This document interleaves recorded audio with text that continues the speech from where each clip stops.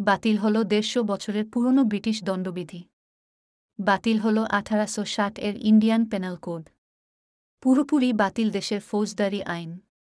১৫০ বছরের পুরনো ব্রিটিশ দণ্ডবিধি লজ্জাজনকভাবেই চলছিল স্বাধীনতার ৭৭ বছর পরও। আজ থেকে সেই দণ্ডবিধির সমাপ্তি ঘটল। ইতিহাস হয়ে গেল ফৌজদারি দণ্ডবিধি ইন্ডিয়ান এভিডেন্স অ্যাক্ট ১৮৭২, সিআরপিসি ১৯৭৩ এবং থাকল না 420 বা ৪২০/৪৯৮ এর মতো ধারা।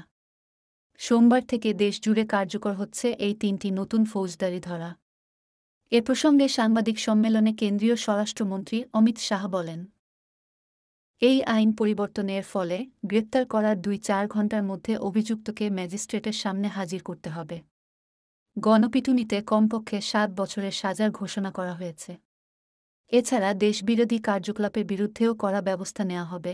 এছাড়া মহিলাদের প্রতি বিশেষ সংবেদনশীলতা দেখানো হয়েছে এই আইনে। তার মতে নতুন আইন হতে চলেছে আধুনিক। অনলাইনে অভিযোগ দায়ের, এসএমএসে সমন কিংবা যে কোনো থানায় 0 এফআইআর করা মতো নিয়ম চালু হচ্ছে।